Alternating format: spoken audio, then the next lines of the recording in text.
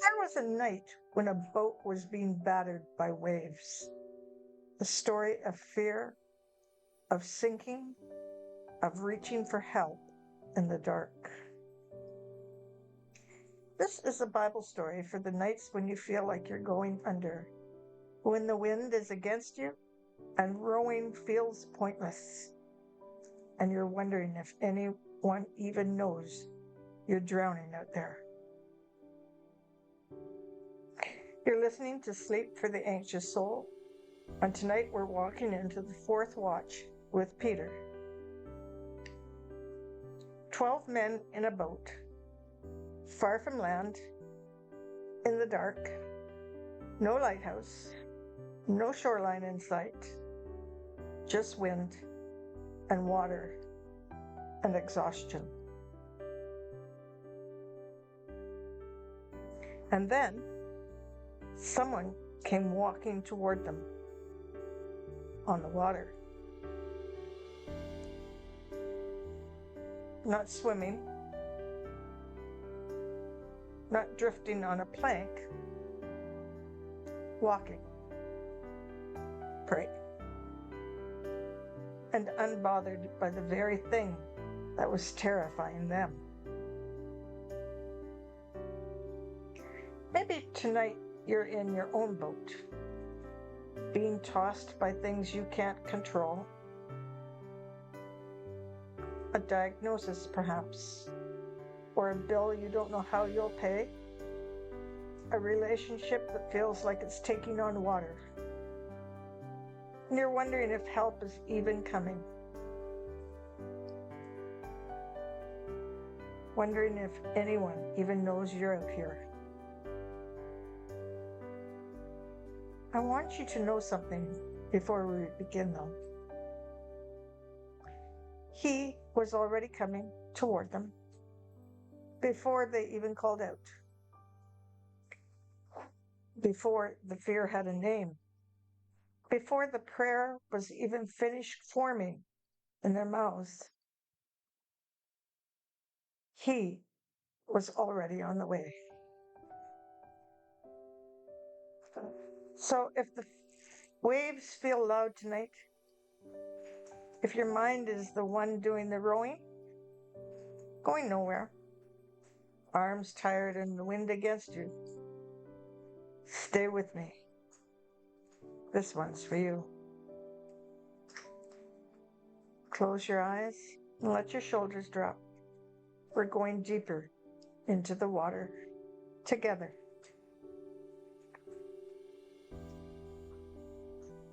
Immediately, Jesus made the disciples get into the boat and go out before him to the other side, while he dismissed the crowds. Matthew 14, verse 22. Notice the word immediately. It was not after a long conversation, not after explaining his reasoning, but he sent them ahead into open water while he stayed behind.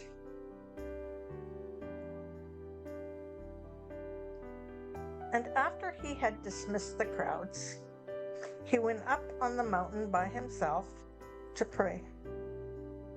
And when evening came, he was there alone. Matthew 14, verse 23. Notice that before the storm ever touched the disciples, Jesus had already gone away to pray for them. Now think about that for a moment. The storm hadn't started yet. The wind hadn't picked up. And the waves were still calm. Yet, already he was praying.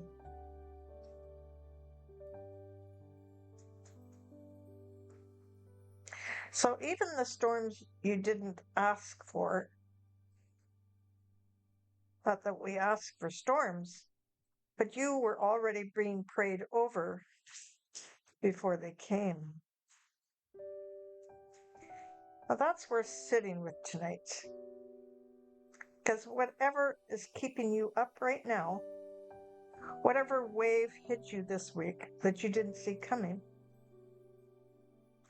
it did not surprise heaven. It was already covered in prayer before it ever touched you.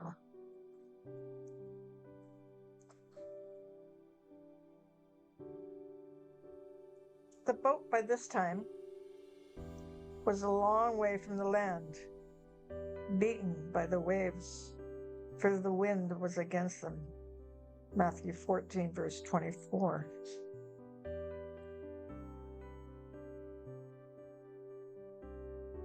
Can you feel that? Rowing so hard and getting nowhere. The wind against you the whole way. There's a particular kind of exhaustion in that. It's not the tiredness of doing nothing, but the tiredness of doing everything right and still not moving forward. Maybe that's been your week, or maybe that's been your year. Effort without progress. Striving against a wind you didn't create. The disciples weren't lazy out there, and they weren't careless. They were experienced fishermen. Some of them had grown up on this very water. And still, the wind was stronger than their skill. Sometimes it isn't about what you're doing wrong. Sometimes the wind is just against you for a season, and the only thing left to do is keep rowing until help arrives. There's a similar picture in the Psalms. Some went down to the sea in ships. They saw the works of the Lord, for he commanded and raised the stormy wind, which lifted up the waves. Psalms 107, verse 23 to 25.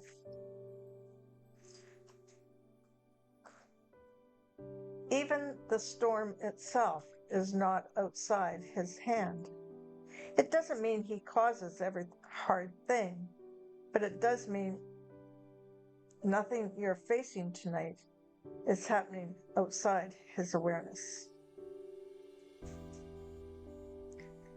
They reeled and staggered like drunken men and were at their wits' ends. Psalms 107, verse 27. At their wits' ends. Maybe you know that feeling. Not just tired, out of ideas, out of strategies, out of your own strength to fix it. Then they cried to the Lord in their trouble, and he delivered them from their distress. Psalms 107, verse 28. That's the pattern all through Scripture. Not they fixed it themselves and then thanked God, but they reached the end of themselves, and that is exactly where he met them. Repeat after me, softly and slowly. The end of my strength is not the end of my story. I am allowed to be at my wit's end tonight. This is exactly where he meets people.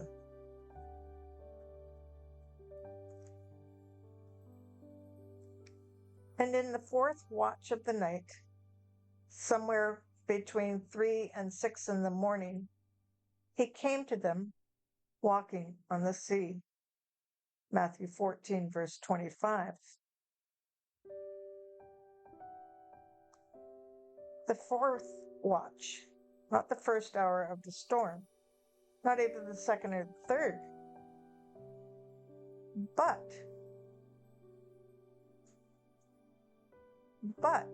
he came. Think about how long that is.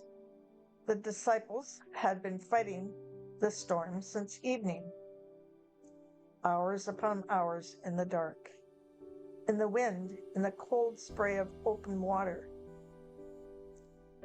And Jesus does not appear until the darkest, latest part of the night. So why the fourth watch? Why not the first?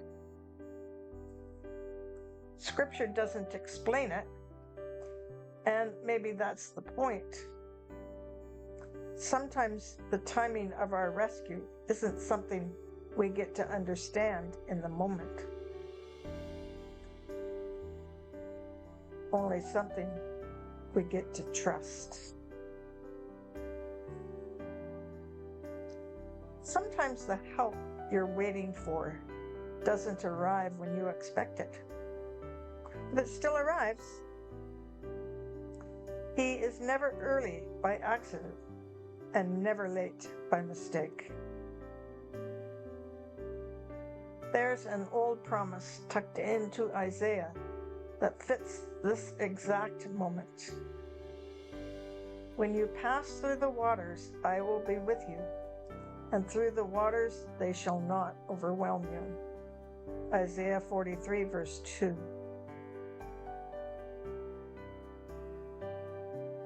Notice, it doesn't say if you pass through the waters, it says when you pass. The waters are assumed. Storms are part of the story for everyone, but so is his presence in them. It's not, I will remove the water, but I will be with you in it. That is the promise the disciples were about to see walking toward them. But when the disciples saw him walking on the water, they were terrified. It is a ghost, they said, and they cried out in fear. Matthew 14, verse 26. Isn't that so human of us? Sometimes the very thing coming to save us, it looks frightening at first, because we don't yet recognize it. And maybe there's something happening in your life right now that feels frightening, simply because it's unfamiliar. A change, a closed door, a season ending. And what feels like loss might actually be him approaching in a form you don't recognize yet. But immediately, Jesus spoke to them, saying, "Take heart, it is I. Do not be afraid." Matthew 14, verse 27. 4 words worth holding on to tonight. Do not be afraid. It's not calm down, not figure it out. Just do not be afraid, because it is me. The command to stop fearing is tied directly to his identity, not to the size of the storm. The storm didn't get smaller in that moment. The wind didn't stop. The waves were still there. But what changed was what they now knew, who was in the middle of it with them.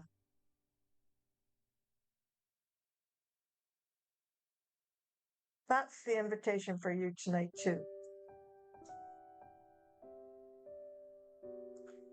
Your circumstances may not shrink tonight, The bill may still be due. The diagnosis may still be real. The relationship may still be strange. But you are being invited to recognize who is walking towards you in the middle of it. So repeat after me. The storm does not mean I've been left alone. Help is already on the way, even in the fourth watch. I take heart because it is Him. My circumstances may not shrink, but I am not facing them alone.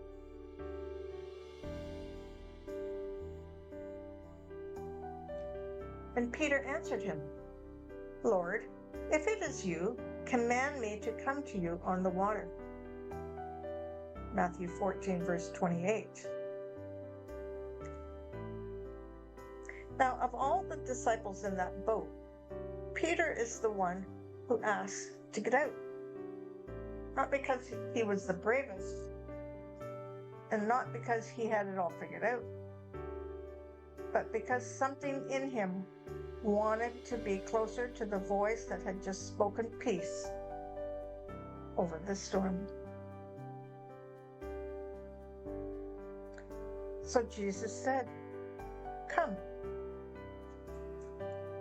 So Peter got out of the boat and walked on the water and came toward Jesus. Matthew 14, verse 29. Notice the one word, come. It's not a lecture on physics, not a guarantee that nothing would go wrong. It was just an invitation. Come. And for one incredible moment, Peter did the impossible.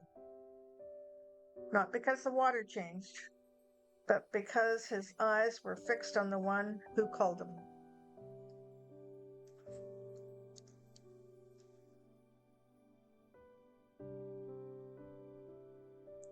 Now, there's something worth noticing here about faith, because it rarely removes the danger. It simply makes it possible to walk through the danger without sinking.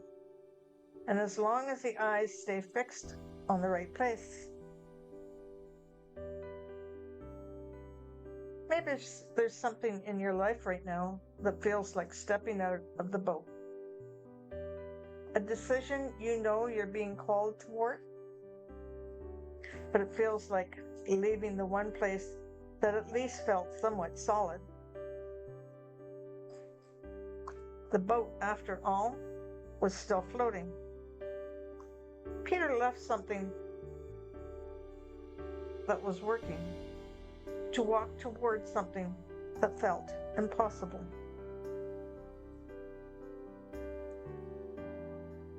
If tonight's word is speaking to you, I've put together a sleep prayer manual.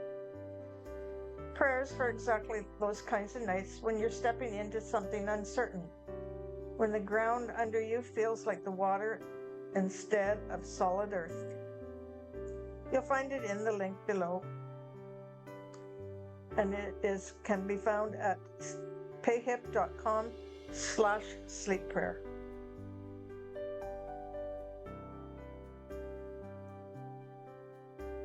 But when he saw the wind, he was afraid.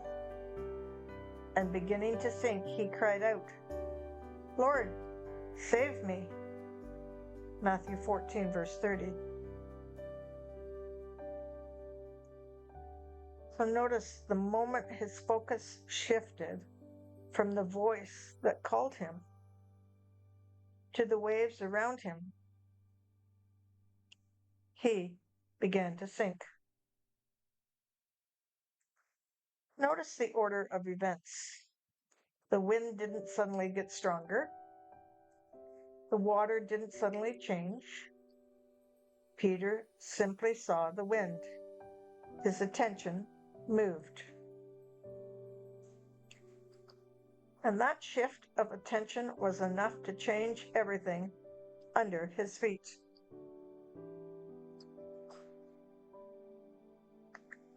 Isn't that so often how it goes for us too? We're doing fine, and then we check the number on the scale, or the balance in the bank account, or the message that hasn't been answered yet. And suddenly, the ground that felt solid a moment ago doesn't feel solid anymore. Friend, this isn't a story about failure. It's a story about where we're allowed to look when we sink. Peter didn't have to swim back to the boat on his own strength to prove himself worthy of rescue. He simply cried out, "Lord, save me."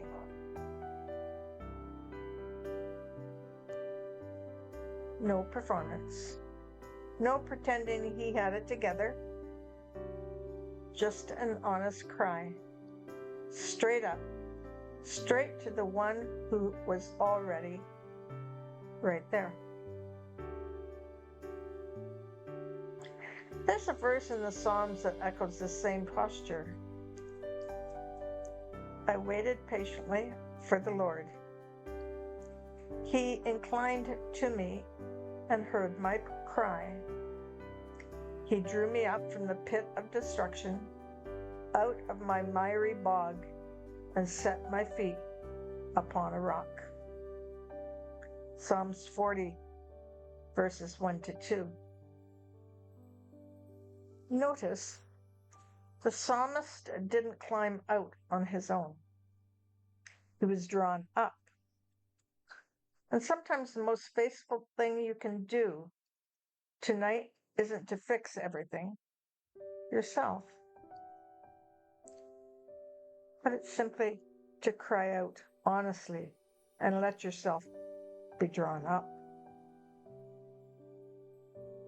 Immediately, Jesus reached out his hand and took hold of him, saying, "Oh, you of little faith, why did you doubt?" Matthew 14, verse 31. That was immediately Jesus reached out, not eventually, not once Peter proved himself, but immediately. There was no waiting period between the cry and the rescue. No probation. No, let's see if you deserve it first.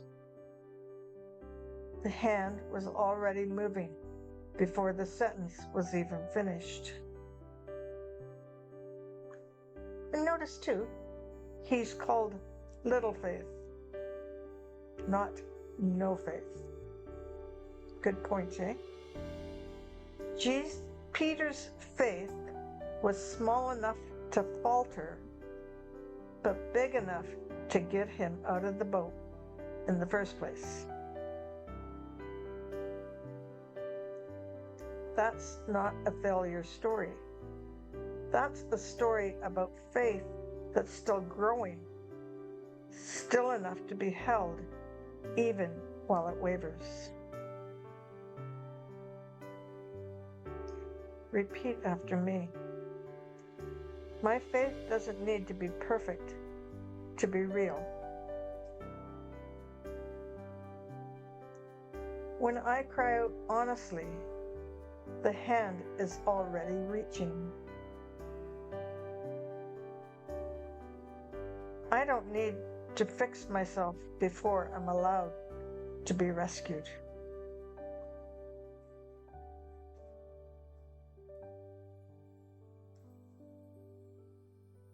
And when they got back into the boat, the wind ceased.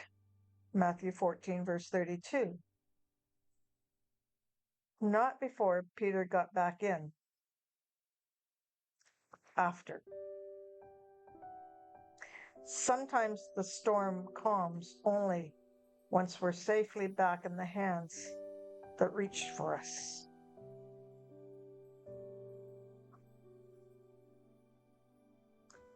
It would have been a different kind of story if the wind had simply stopped the moment Peter started to sink. But that's not what happened. The wind kept blowing while Jesus held him all the way back to the boat. The calm did not come first. The presence did. And the calm followed. That's a recording we're sitting with tonight. If you've been praying for the storm to end before you feel like you can rest. Maybe rest doesn't have to wait for the wind to stop. Maybe rest can begin the moment you know whose hand is holding yours, even while the wind is still blowing you around. And those in the boat worshipped him, saying, "Truly, you are the Son of God." Matthew 14, verse 33.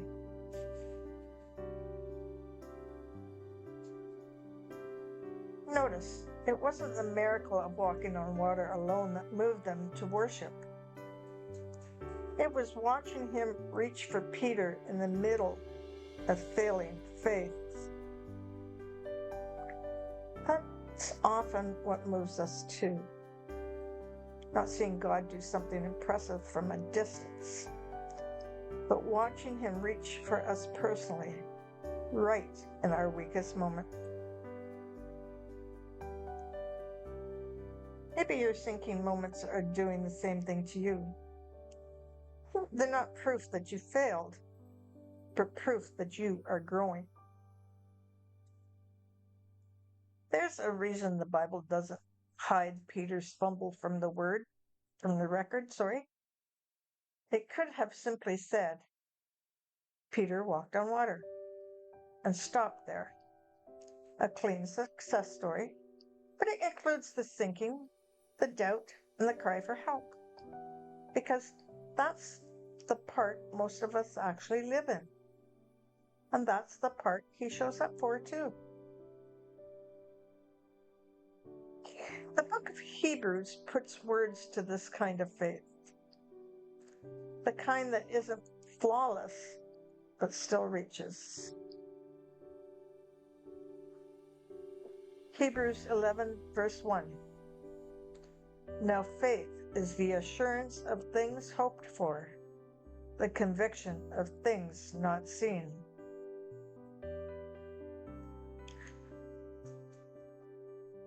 So you see, faith isn't the absence of sinking.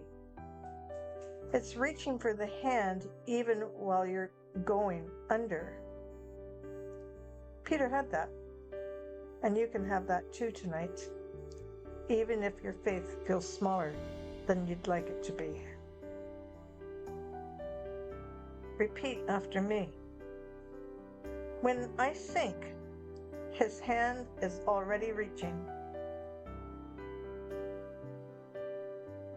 My little faith is still enough to be held.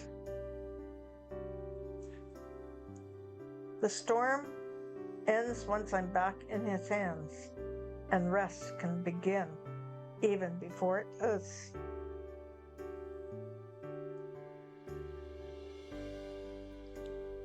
Now, let's slow all the way down. Let your shoulders drop and let your breathing settle. Somewhere tonight, there's a boat being battered by waves you didn't choose. Maybe it's your finances.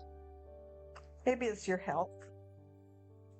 Maybe it's a relationship that feels like it's taking on water faster than you can bail it out. Or maybe it's simply the weight of everything at once with no single name attached to it. Whatever it is, he was praying over it before it ever reached you.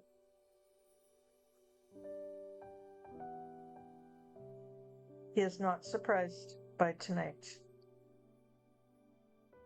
And somewhere in your fourth watch, the latest, darkest part of your particular night, He is already walking toward you.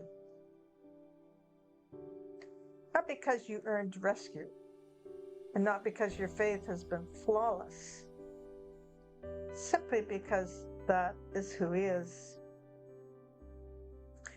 And if you feel like Peter right now, half out of the boat and half sinking, unsure if you're doing this right, hear this clearly. The cry, "Lord, save me," is enough. It was enough for Him, and it's enough for you. You don't need the perfect prayer. You don't have to have your theology sorted all out at one time in the morning or in the evening. It is enough for you. You simply need to reach. And when the hand catches you, and it will, let yourself rest even before the wind fully dies down. Let the presence be enough before the circumstances change. Repeat over me, after me, one more time, slowly. I'm not alone in the storm. Help is already moving toward me. My faith doesn't have to be perfect to be held. I can rest now, even before the wind stops.